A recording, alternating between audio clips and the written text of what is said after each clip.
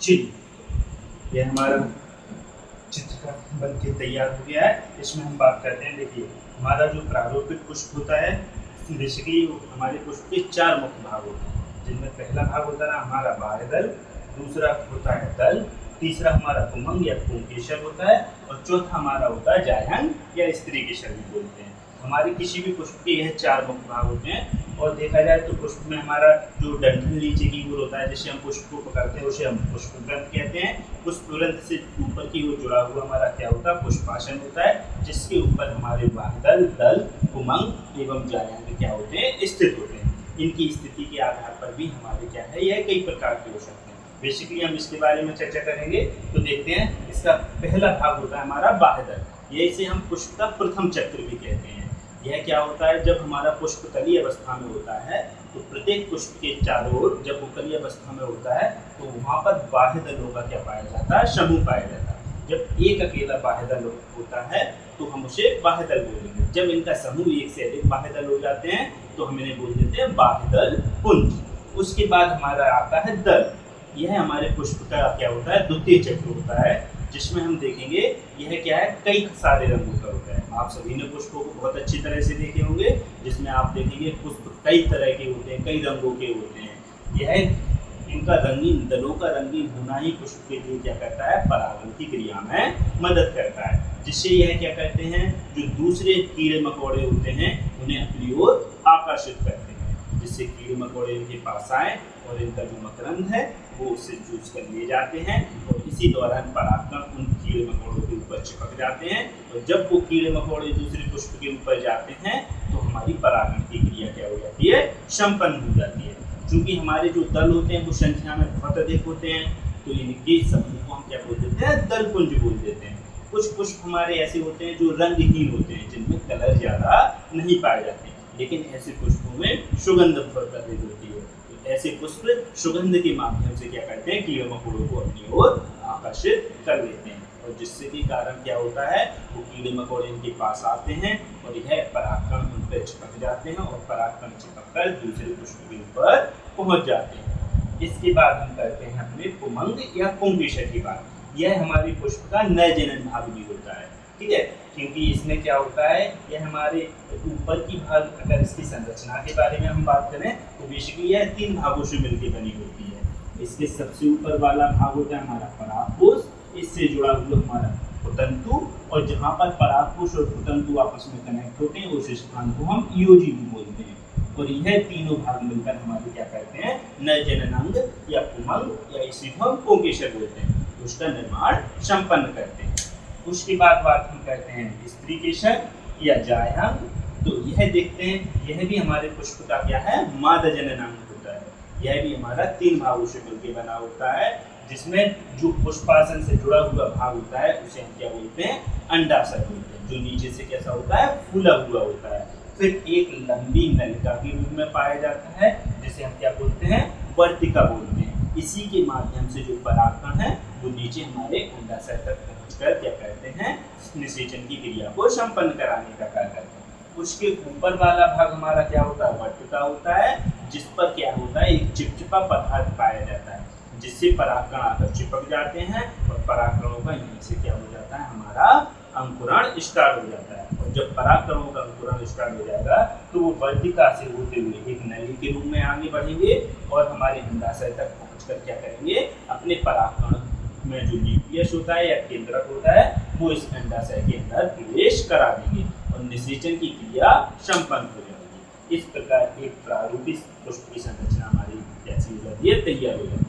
यह पेपर में बहुत ज़्यादा पूछे जाने वाला क्वेश्चन है, तो इसमें बेसिकली आपको क्या याद रखना है, देखिए पुष्प में पुष्पवृंत और पुष्पासन तो नॉर्मल सी चीज़ होती है, सभी में रहेंगे। बाह्य दल कई पुष्पों में अलग अलग प्रकार के हो सकते हैं, जैसा मैं आपको बता रहा हूँ बस आप अपने नोट्स में वैसा नोट करें। तो जाना कि पुष्प बाह्य दल क्या होते हैं, हमारे पुष्प के सबसे बाहरी हिस्सा होता है या सबसे बाहरी चक्र होता है जो एक से अधिक संख्या में होता है, और जब यह एक से अधिक संख्या या समूह में पाए जाते हैं तो इन्हें हम बाह्य दल पुंज कहते हैं। उसके बाद हम दलों की बात करते हैं, तो दल भी हमारे क्या है, बहुत अधिक संख्या में और रंगीन और रंगहीन दोनों प्रकार के पाए जाते हैं, जिनके समूह को हम क्या बोल देते हैं, दल पुंज बोल देते हैं। उसके बाद तीसरा हमारा प्रमुख भाग होता है पुमंग या पुंकेसर भी बोलते हैं। यह पुष्प का नए जननांग भाग भी होता है। यह बेसिकली देखा जाए तो 3 भागों से मिलकर बना होता है। अगर हम इसमें 2 भाग भी लिखेंगे तो भी हमारा चलेगा। एक परागकोश जिसमें हमारे परागकण इकट्ठे होते हैं, दूसरा पुमंग जिसके माध्यम से वो परागकोश हमारा जुड़ा रहता है। उसके बाद बात करते हैं मादा जननांग भाग की, जिसे हम स्त्रीकेसर या जायंग भी बोलते हैं। यह 3 भागों से मिलकर बनी होती है। सबसे नीचे वाला भाग जो पुष्पासन से जुड़ा हुआ होता है, थोड़ा फूला हुआ होता है और उसे हम अंडाशय कहते हैं। उससे ऊपर जो लंबी नलिका के समान भाग होता है उसे हम वर्तिका कहते हैं, और सबसे ऊपर वाला भाग जिस पर परागकण आके चिपकते हैं उसे हम वर्तिका कह देते हैं। और इस प्रकार हमारा एक प्रारूपिक पुष्प की संरचना तैयार हो जाती है। आशा है आप लोगों को यह टॉपिक समझ में आया होगा। इस टॉपिक में अगर आपको जो भी दिक्कत है आप कमेंट करके हमें बताएं। चलिए दोस्तों, जैसा कि हमने अभी तक आपको इतना बता दिया है, जैसे बाह्य दल है, पुमंग है, पुंकेसर है, यह सारे के सारे आप अच्छे से नोट कर लीजिए, अपने नोट्स बना लीजिए, और आपको जो भी समझ में नहीं आया है आप हमें कमेंट्स करके बताइए। और आगे के लिए हमारी क्लास से जुड़े रहिए। मिलते हैं नेक्स्ट